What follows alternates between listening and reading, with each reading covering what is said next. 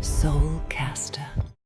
I was piping sugared glaze onto cranberry scones when my husband of 27 years looked up from the Wall Street Journal and said, like he was asking for more milk, "I invited Monica to Christmas dinner." The piping bag slipped. I caught it before it hit the counter. I stared at him, thinking maybe I'd misheard through the whir of the mixer. "Your ex-wife, Monica?" David took a sip of his coffee like it was just another Thursday. "She's alone this year." It felt kind. Kind. That word hung in the air like smoke from a candle just snuffed out.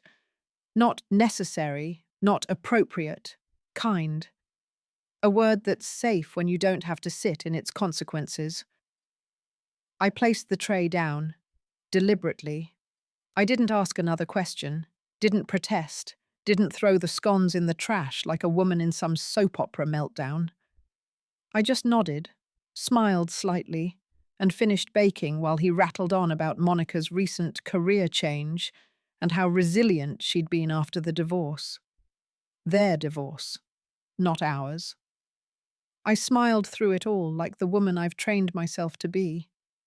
Hostess, homemaker, hinge on which the entire family turns. That night, while David snored, mouth open, his hand grazing my thigh like muscle memory, I sat on the edge of the bed and looked up at the framed photo above the headboard.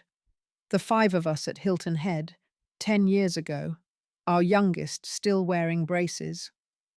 I remember I had to convince David to come on that trip. He said vacations were for people who needed escape. He was always too grounded for fantasy, which is funny now, considering what I know. I whispered it aloud like a mantra. Kindness is easy when it doesn't cost you anything. And right then, I realized something. Inviting her didn't cost him a thing. It only cost me. And he knew it. So I got up, quietly, walked barefoot to the office, opened the laptop I hadn't used in weeks, except for checking recipes or ordering refills on omega-3, typed a name I hadn't spoken in 17 years, Monica Sanderson. No longer Sanderson, of course. She'd shed David's name the moment the ink dried on the divorce papers, an act I'd always admired in theory, despite what it meant for me in practice. But here's where it gets interesting. As I scrolled past the expected hits, some real estate reviews, a podcast appearance, one unfortunate mugshot from 2004, I saw a wedding registry. A current one. Registry created 3 months ago, set for February, in Seattle. Name of groom? Daniel Hayes. So much for alone this year, huh? Now, before we go further, if you've made it this far, and you're one of the 99% who listens to stories like this without subscribing, do me one favor. Hit that follow. Not for me. For the team that helps me keep every twist sharp and every ending worth it. That's what motivates us to keep going. Anyway, I clicked on Daniel's name, and then I found his LinkedIn. Clean cut. Financial advisor. Big firm. Reputable. It took me 20 minutes to draft the message. Short. Respectful. Cryptic. But not alarming. You don't know me, but I believe we need to talk. Privately about Monica. I closed the laptop. My hands were cold, like they always get when I'm about to do something I can't take back. In the mirror, I looked older than I felt. There's something about betrayal that turns even soft light cruel. It drags out every pore, every line, like they're tally marks for all the years you let things slide. When David shuffled into the kitchen the next morning, yawning and scratching the back of his head like a sitcom husband, I smiled again. I handed him his coffee, black. He kissed my cheek. "Thanks, hun." "Oh, did I mention? Monica's gluten-free now. Maybe make the stuffing with cornbread instead." I didn't blink. "Of course." I'll make sure it's perfect. He replied 3 hours later. I was folding laundry, David's flannel shirts, the ones he only wears for show, never actual yard work, when my phone buzzed. Daniel Hayes. I'm not sure what this is about, but I'm open to a brief call. Tomorrow, 3 p.m. I stared at the message like it might vanish.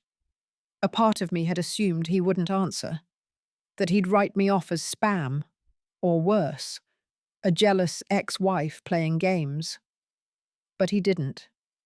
He responded like a man who's had the nagging sense something isn't quite right. I waited an hour before responding. Call it strategy. Call it pride. I just needed him to wonder a little longer. Me. Tomorrow works. I appreciate your time. At 2:58 the next afternoon, I sat in my car outside a Starbucks, engine off, heater humming. I didn't want David overhearing. I needed control of the setting, the tone, the silence between our sentences. The phone rang at exactly 3 o'clock. Claire? His voice was smooth, professional, a man used to introductions. Yes, thank you for agreeing to this. There was a pause, the kind where people usually say, I don't usually do this, or what's going on? But he didn't. So I started. I believe we've never met. I'm David Sanderson's wife. He hesitated. Right. Monica's ex-husband. And you're engaged to Monica now. Congratulations. Another pause. Thanks, he said slowly.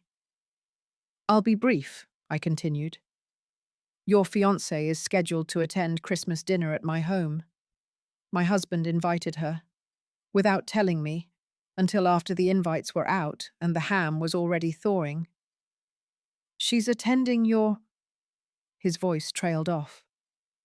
She accepted, I said, rather enthusiastically, which struck me as interesting. Daniel said nothing. She brought up memories, I added, of her and David, things he remembered fondly, how she decorated the tree, her stuffing preferences, how she used to wear that awful red sweater with the sequins. I'm sorry. I thought you were saying she hadn't been in contact with him. That's what she told you? He sighed, and for the first time it wasn't polite. It was sharp, frayed. She told me they hadn't spoken in years, maybe a brief exchange after his mother passed. That was it. I pressed my fingers into the steering wheel. That's not true. The silence on the other end stretched just long enough to feel weighty. I kept going. I know this sounds like some dramatic midlife tale, Christmas drama, exes, the works, but I'm not calling out of spite. I'm calling because something about this smells off. And frankly, I think you've been fed the same charming fiction I've been choking on. His voice was quieter when he spoke again. Do you think they're seeing each other? I hated that he asked, hated that I didn't have a clean answer.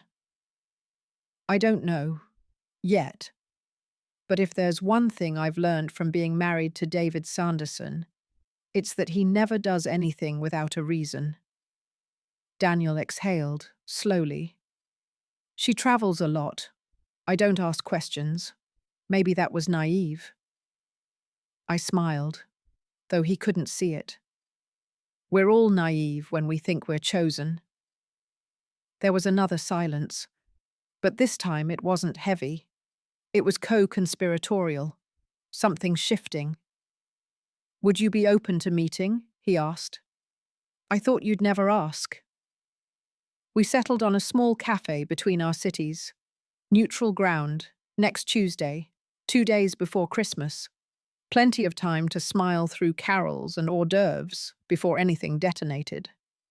Before we hung up, he added something, quiet, almost embarrassed. She still has a photo of them, in her drawer.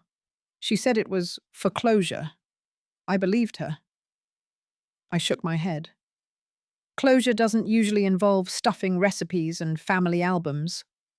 He chuckled, bitter. Guess not. As I ended the call, I saw David's name light up my screen. Incoming call. I didn't answer. Instead, I stared at the little smiling photo that popped up with his contact. Taken at a charity gala last year. His hand on my waist like a man playing the part. A man whose kindness never cost him anything. I closed the phone. Let him wonder. She always loved my stuffing recipe. David says it over coffee, leaning against the counter like he's recounting war stories instead of casually exhuming ghosts. He doesn't look at me when he says it. He's too focused on whisking his protein powder into almond milk, as if the act of mixing absolves him from the weight of his words. I nod. A tight smile. The kind you learn after years of fundraising galas and PTA board meetings with women who say things like, "Bless your heart," and mean, "I hope you choke." She used to hang the lights crooked, he continues, laughing like it's a charming little quirk.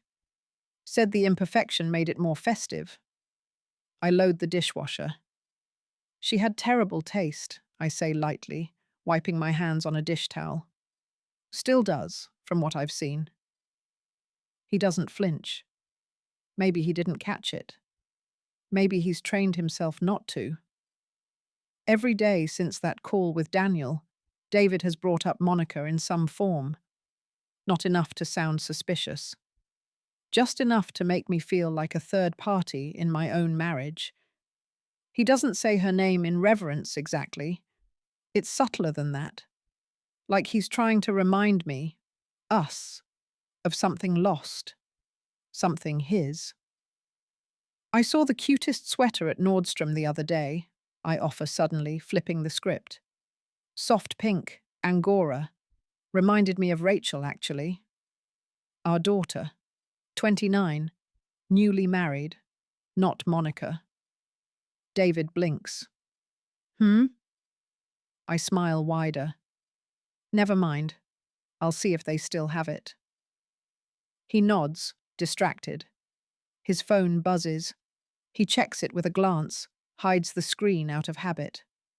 I catch the edge of a name. M. Could have been Mark. Mum. Monica. I don't ask. I don't need to.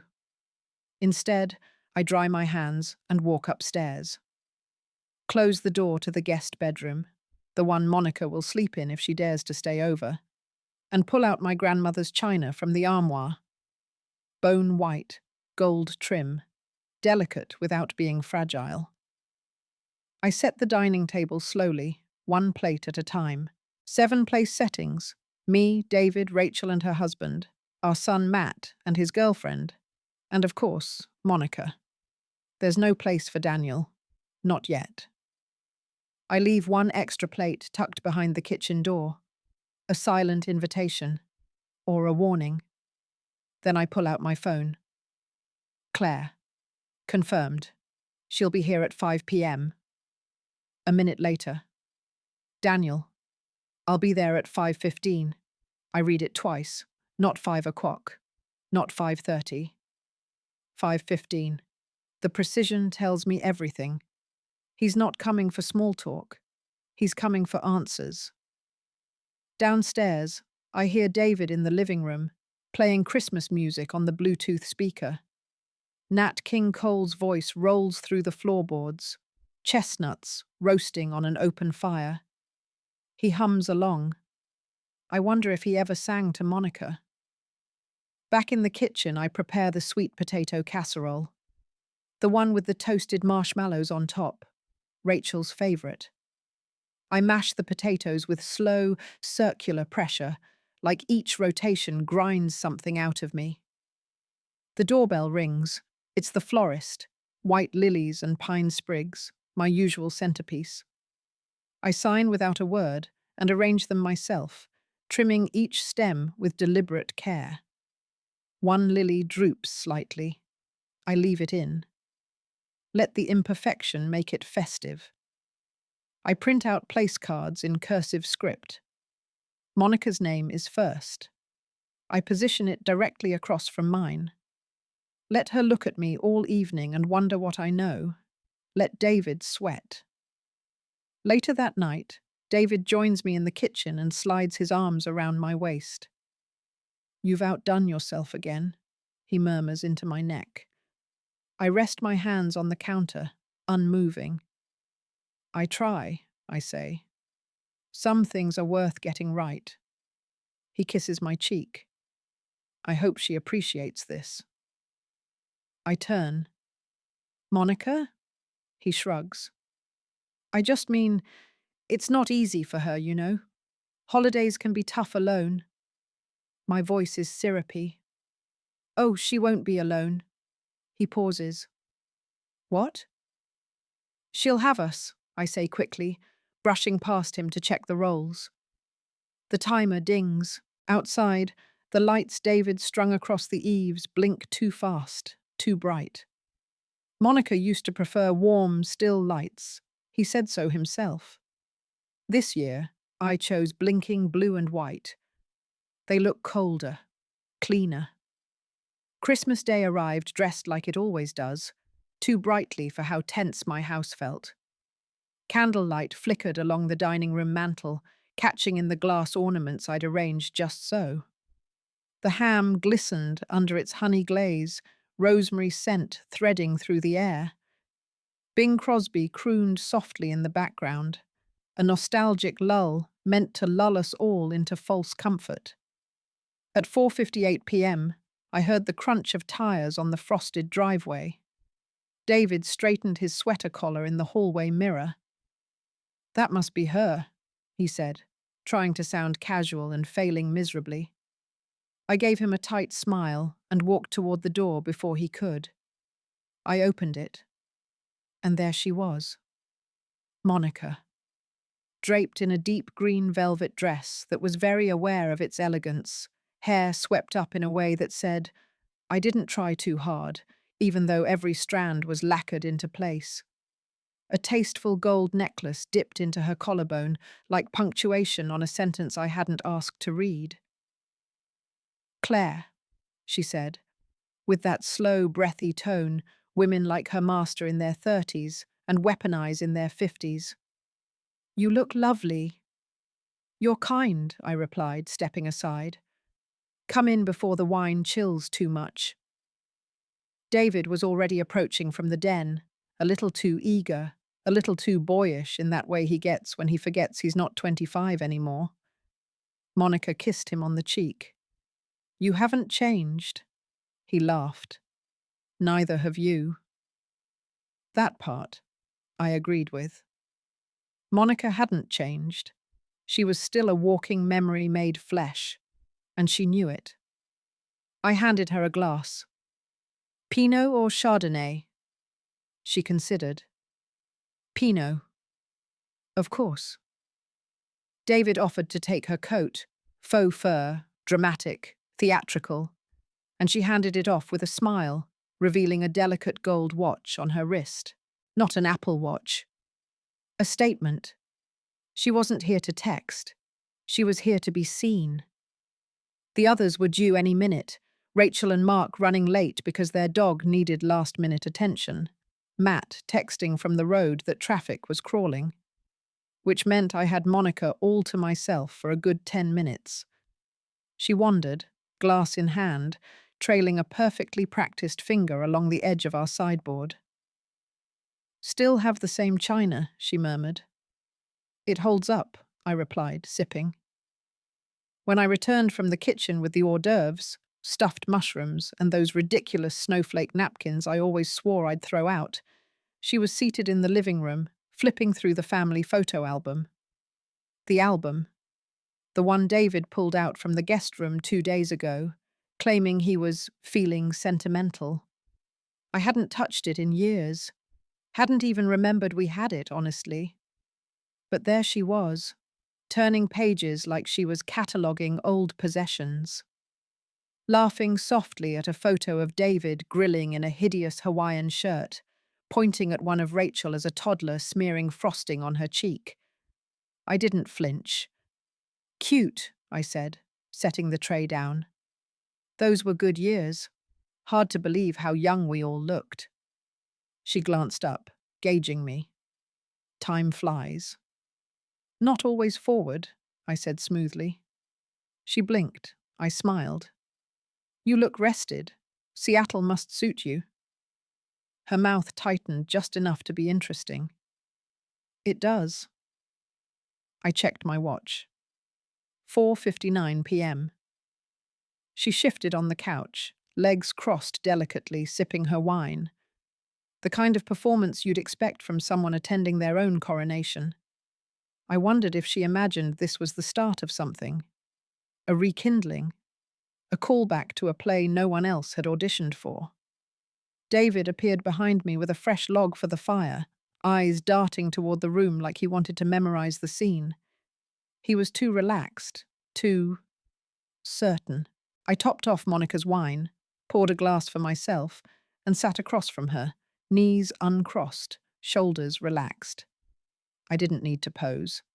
That was her game. The doorbell rang, right on time. 5:15. David looked toward the door, brows knitting. I stood. Expecting someone? He asked. Just another guest, I said over my shoulder. I reached for the doorknob and felt the click of the lock disengage beneath my fingers. Monica was mid-sip. David stepped into the hallway, confusion flickering behind his practiced expression. When I opened the door, Daniel was standing there in a charcoal wool coat, holding a polite smile and a bottle of Cabernet. Sorry I'm late, he said. Got caught in a little traffic. Not at all, I replied, voice velvet. We're just getting started. There's a moment when the entire house holds its breath. The knock is firm, not tentative, not apologetic. It slices through the tinsel-covered air like a blade through cake frosting. David looks up from where he's fussing with the wine opener, cork half sunk. His brow furrows. Are we expecting anyone else? Monica, perched delicately on the edge of the couch like she owns it, stiffens ever so slightly. Her hand lingers near the stem of her wineglass, the polished manicure catching the light just long enough for me to register the tremble. I wipe my hands on a dish towel and say nothing. I walk to the door. Another knock. Same rhythm. 3 sharp taps. Then silence. Behind me, Nat King Cole is still singing. Although it's been said many times, many ways. I open the door. Daniel stands there in a slate-grey wool coat buttoned to the neck. A bouquet of white lilies in one hand, a bottle of wine tucked beneath his arm. His smile is polite, confident, the kind reserved for introductions you know will be remembered. Sorry I'm late, he says, stepping slightly forward as the winter wind pushes around him. Traffic near the lake was brutal. Not at all, I murmur, stepping aside. We're just getting started. I don't look at David. I don't need to. I feel the way his posture stiffens behind me, the way his confusion shifts into calculation. Then, something worse. Monica's wineglass hits the coffee table with a faint click. Daniel? Her voice isn't breathy now. It's tight, controlled. A warning trapped in a question. Daniel steps inside, calmly handing me the bouquet. Thought I'd bring a little something. Hope lilies aren't too somber. Not at all, I say sweetly, already walking toward the kitchen for a vase. They're my favorite. David steps forward finally, jaw tightening. Claire, he starts, voice low. Who is this? I glance over my shoulder as I fill the vase with water. Oh, I thought you knew. This is Daniel Hayes, Monica's fiancé. A beat of silence. Then, Monica laughs, just a little too loud. This is insane, she says quickly, standing. Daniel, why are you here? Daniel gives her a look I'll never forget. Not angry, not betrayed, just disappointed, like a man who saw the smoke and still touched the stove. You told me you were spending the holidays with your sister, he says flatly. Her jaw twitches. I was going to. David tries to step in. Maybe we should talk about this later. Funny, I cut in, arranging the lilies. That's what I said when you invited her here. Let's talk about this later. But here we are. Later. Daniel walks further into the room, scanning the decorations. Beautiful house, he says, to no one in particular. You must have done all this yourself. Mostly, I reply. David helped with the lights. Monica once told him crooked looked more authentic. Daniel nods once. Yeah, that tracks. David puts a hand on Monica's arm. Let's step outside a minute. No, she snaps, then softens too quickly. I mean, this isn't the time. Daniel chuckles without humor. No, this is exactly the time. Rachel and Matt still haven't arrived. The table is still perfect. The food still warm. The playlist still humming through the speakers like nothing's wrong. But something's very, very wrong. David's eyes dart to me like he's trying to find the thread, the stitch in the fabric he missed. I don't give him the satisfaction. Let's sit, shall we? I say, gesturing toward the dining room. Daniel walks with me, taking the seat I've saved, right between Monica and David. She doesn't protest. Not yet. That'll come. David opens his mouth again, but I hold up a hand. David, I say softly, folding my napkin over my lap. Tonight's about family. Daniel turns to Monica.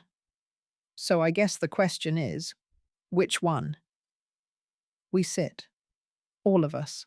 Like actors forced to stay in character long after the script has turned.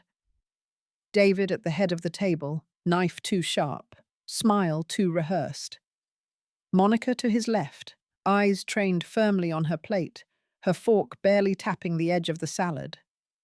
Daniel between them, perfectly still, like a man waiting to detonate something only he knows he's holding. And me at the opposite end, slicing the tension thinner than the ham. I place the platter down gently in the center of the table, steam curling upward, thick with brown sugar and cloves. The same ham I've made every Christmas for the last 15 years. David always praised it, said Monica never got it quite right. Now here she was, seated just across from it, and next to her fiancé, who hadn't touched a single appetizer but had drained half his glass of Cabernet. No one says much at first. The usual holiday banter is absent. No reminiscing, no polite inquiries about travel or work or weather. I wait. Then Daniel speaks, quietly, almost conversational, as if he were asking for the salt. Monica told me she hadn't spoken to David in over a decade, he says, eyes forward. Said that chapter was long closed. David looks up like a rabbit caught mid-step. Excuse me? She said it ended cleanly, final, that they didn't keep in touch. Monica's lips press into a flat line. Her fingers grip the stem of her glass tighter than necessary. I gently carve a slice of ham and place it on Daniel's plate, my tone mild. Interesting. David said she was practically family. Daniel doesn't even blink. Curious. David clears his throat. I think there's been some misunderstanding. Oh, I agree, Daniel replies. But not on my part. The air thickens. Monica finally speaks, barely above a whisper. Daniel, maybe we should go talk? We're talking now, he says, not unkindly. You said you were spending the holidays with your sister, who, I assume, is not named Claire. David puts down his fork. Okay, he says, trying to sound in control. What is this? I lean back slightly in my chair, fold my hands in my lap. It's dinner, David. A family affair, remember? He stares at me, and for a second, I see it. The flicker of panic. The realization that the carefully arranged puzzle in his mind no longer fits together. I take a sip of wine. You invited Monica. I simply added to the guest list. David glances at Monica, then Daniel, then back to me. This is ridiculous. No, Daniel says, smiling tightly. What's ridiculous is telling someone you've moved on while booking hotel rooms under your maiden name. Monica goes pale. I don't move. David shifts in his seat. Claire, what have you done? I shrug.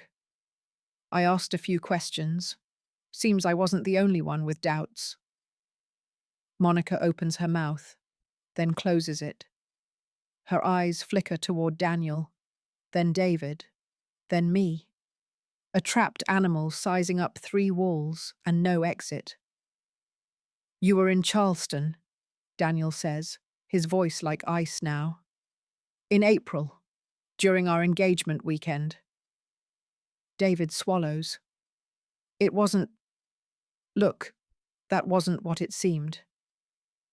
You're right, Daniel interrupts. It was exactly what it seemed. I smile faintly and place another slice of ham on Monica's plate. Eat up. It's a holiday after all. David shoves his chair back slightly. This is insane. You're all acting like I cut him off, voice calm. No one's accusing you, David. Not yet. We're just observing patterns, coincidences. Like Monica suddenly becoming gluten-free the same month you started buying almond flour and cornbread stuffing. Daniel raises his brows. That's a hell of a coincidence. David stands, hands planted on the table now. You blindsided me. No, I say, rising slowly. I leveled the table. The room falls into a strained silence. Monica's eyes brim, but she doesn't cry. Not yet. David stares at me like he's seeing something behind my eyes he didn't know to look for. Daniel tops off his wine, and I, still holding the serving knife, look at each of them. More ham, anyone? Daniel doesn't blink, doesn't fidget, doesn't raise his voice. He simply reaches into the inner pocket of his coat, neatly draped over the back of his chair, and pulls out a cream-colored envelope. Unmarked, creased only once. The table stills. He places it in the center, next to the gravy boat, like a second centerpiece, like an offering. I hired someone, he says quietly. I needed to know. Monica's breath catches in her throat. She doesn't speak, doesn't even blink, just stares at the envelope like it might hiss and bite. David's face twitches into something that might have passed for confusion a few years ago. But it's too late for theatre now. Daniel opens the flap, slides out a neat stack of glossy photos. Nothing dramatic, nothing tabloid-worthy. Just quiet evidence, captured in clean, undeniable color. He lays them down one by one like cards in a game he's already won. First, a hotel check-in desk. Monica and David, standing too close. He's signing something. She's laughing, hand on his shoulder. Next, a blurry photo of them through the lobby window, holding coffee cups. He's wearing that blue half-zip he swore he lost 2 years ago. Another, Monica and David on a pier, Charleston skyline in the background. She's in white linen. He's squinting at her like a man remembering something better than it really was. Charleston. I freeze, the wine glass halfway to my lips. That was our anniversary weekend. I made reservations at the Grove, I say, my voice measured. You cancelled the day before. Said the CFO wanted a last-minute board retreat, that you'd make it up to me in spring. David says nothing. He looks at the photos like they've started speaking in tongues. Charleston, Daniel repeats, tapping the photo with 2 fingers. April 14th through the 17th. I inhale once, slowly. April 15th is our anniversary. 27 years. Not that anyone was counting. Monica lets out a gasp, hand flying to her mouth. Not a sound of guilt. No, more like someone caught in a lie they hadn't practiced an exit from. David looks like he's been slapped. He opens his mouth, closes it, tries again. That trip was work, Daniel snorts. At the Belmond? Funny, my guy says you booked the couples massage. David glares at Monica. You told me it was your sister's birthday weekend. Monica's voice snaps like glass. You said it would be safe, that she'd never find out. Wrong thing to say. Daniel's eyes narrow. So it was true. David rounds on him. You were engaged, Daniel. Why are you even here? Daniel doesn't flinch.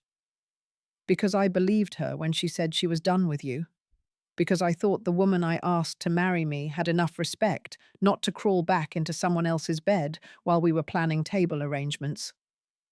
David stammers. She told me it was over, that you were controlling. Controlling? Daniel laughs, cold. I bought her a house in Queen Anne and handed her the key. That's what she told you was controlling? David turns to Monica. You said, don't, she hisses. I finally pour the wine. Slowly, deliberately. It doesn't spill. My hand doesn't shake. Cheers to tradition, I say softly. No one moves, no one speaks.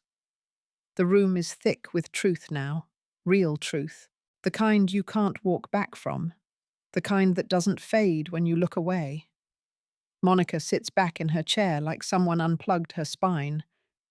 Daniel is still, unreadable, watching her like a man trying to remember who she was when he first loved her. And David looks older than he ever has, not in the way of aging, but in the way of rot. He clears his throat. Claire, I raise a finger, not a word. He stops. For a second, the only sound is the fireplace crackling behind us, the faint clink of the carving knife against porcelain. Then I smile. Not kindly. I think we've had enough stuffing for one night. Don't you?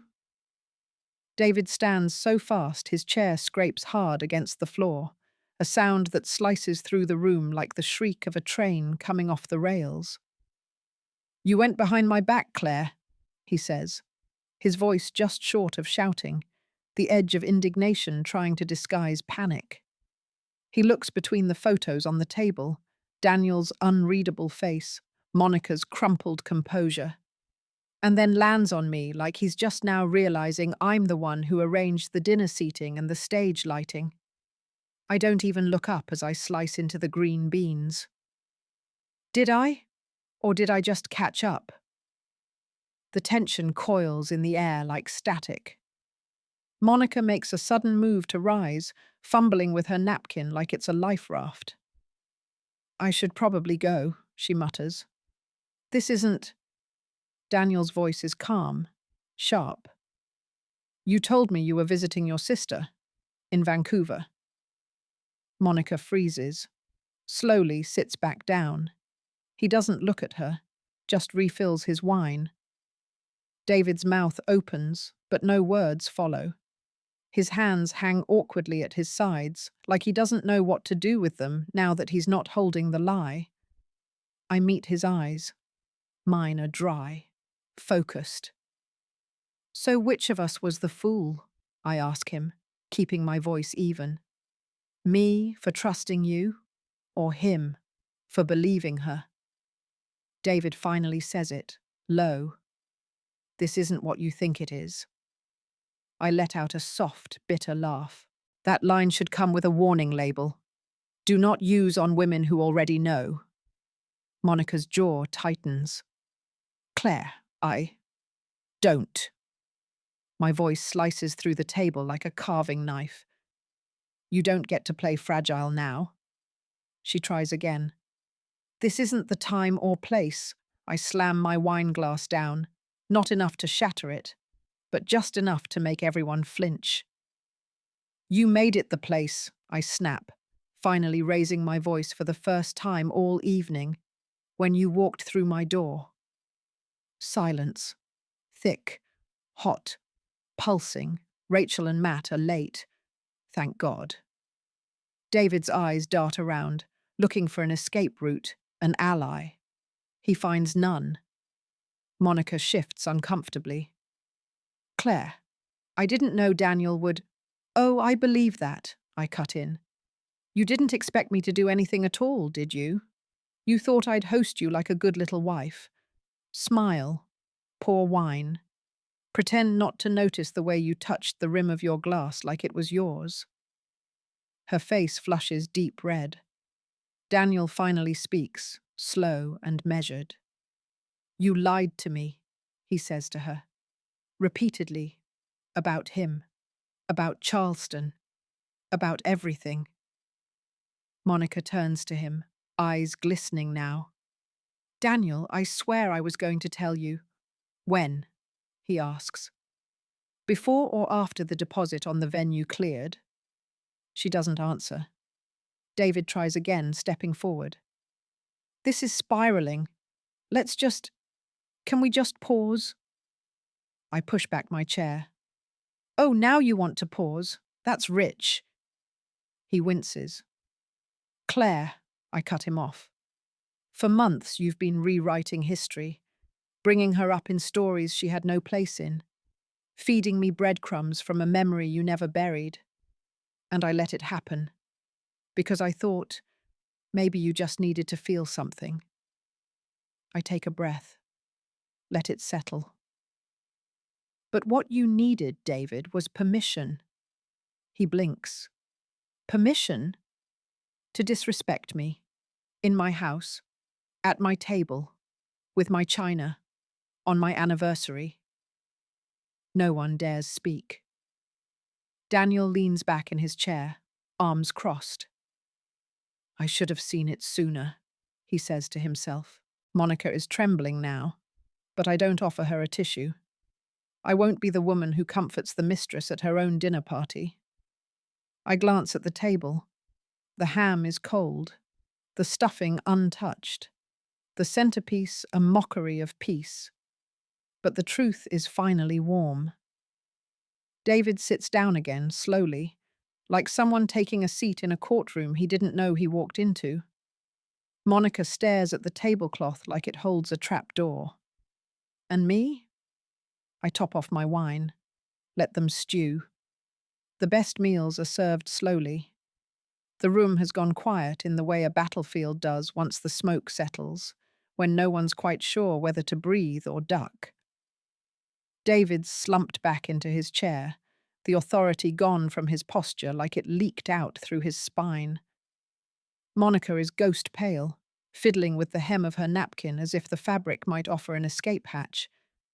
Daniel hasn't spoken since his last comment, but he's watching her now with the distant detachment of a man revising every memory he thought he understood.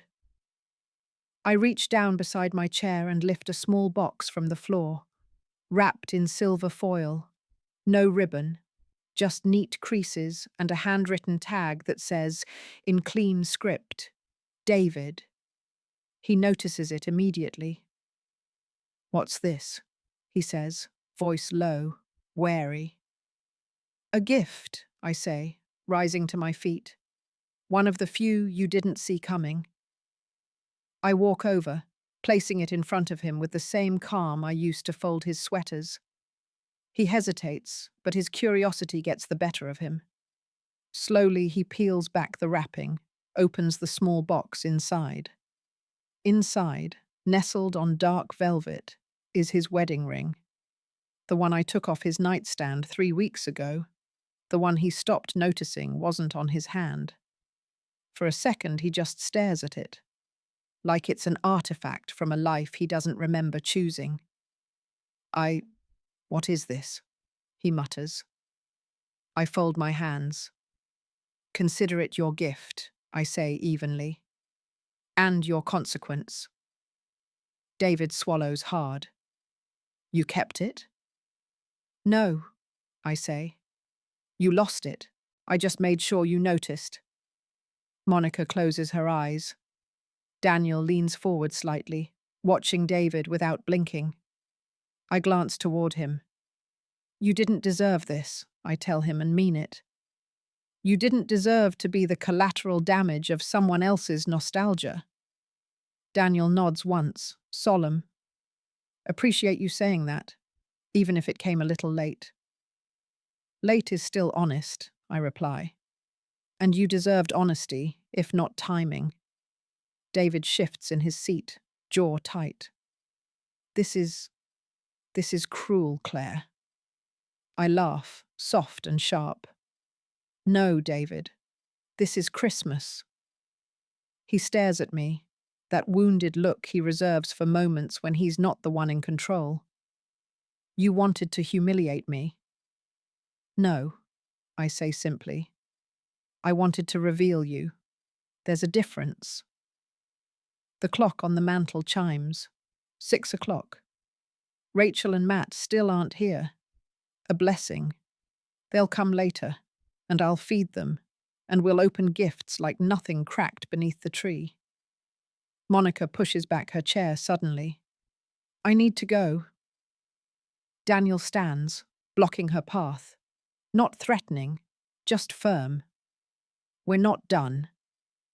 Yes, I say, meeting her eyes. We are. She looks at me with a flash of something. Rage, shame, maybe the memory of superiority. Then she grabs her coat and storms down the hallway. David starts to follow, but I stop him with one look. Don't, I say. Let her walk out alone. For once. He hesitates, then sits. Daniel watches her go. A muscle ticks in his jaw, but he stays still. After a long moment, he turns to me. You're sharp, he says quietly. Ruthless, even. I learned from the best, I reply, nodding toward David. He almost smiles, but it doesn't reach his eyes. Will you be okay? I ask him. He nods. Eventually. Are you? I glance at David. I will be, right after dessert. Daniel grabs his coat, pauses by the door. Thank you, not just for the invitation, for not pretending. I've done enough pretending for one marriage, I reply. The door shuts behind him. I turn back to David. He's still holding the ring, like he doesn't know whether to wear it or throw it at the wall. Where do we go from here? He asks quietly. I look down at the ham, the wine, the empty seats. I shrug. I'm thinking pie. He laughs once, bitter. You're unshakable. No, I correct him, walking toward the kitchen. I just stopped letting you be the earthquake. Monica's heels click across the hardwood like gunshots. She doesn't bother buttoning her coat, doesn't bother offering goodbyes, just grabs her bag and flees like the house might collapse behind her. Tears are already streaming, black mascara painting tiny spider legs down her cheeks. It's not remorse. It's exposure. She doesn't cry for what she did. She cries because she got caught. Daniel follows, slower, more deliberate. He pauses at the door, coat in one hand, wine bottle still untouched in the other. He turns to me. "Claire," he says, voice low. "Thank you." It's not the kind of thank you offer for a dinner invitation. It's the kind you say when someone yanks a blade out of your back and shows you where it went in. I nod. "Be good to yourself." He smiles sadly. "Guess I've got the rest of the year to figure out what that means." And then he's gone too. Just like that. It's over.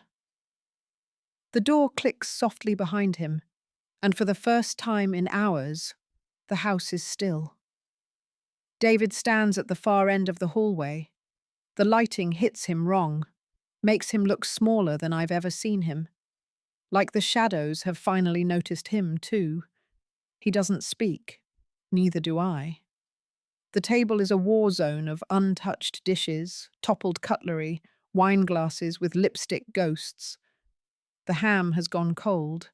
The candles have burned down to hunched little nubs. The centerpiece wilted sometime in the second act, unnoticed by anyone but me. I walk to the coat rack and slip on my trench. Cashmere scarf, gloves I only wear once a year, and the sensible flats I always keep by the door. David shifts. "You're leaving?" I pick up my car keys from the console. "I'm going to my sister's." He nods slowly, like he expected that, but hoped saying nothing would change it. I open the front door. Cold air rushes in. December's way of reminding you that warmth is not guaranteed, even after the fire's gone out. As I step over the threshold, I glance back once. He's still standing there. Same sweater, same stunned expression. A man who brought a knife to a chess match and wondered why he bled. I tilt my head, just slightly. "I told you I'd make Christmas special." And then I close the door behind me. Not with a bang, not with drama, just the soft, final click of a woman who's done handing out second chances wrapped in bows.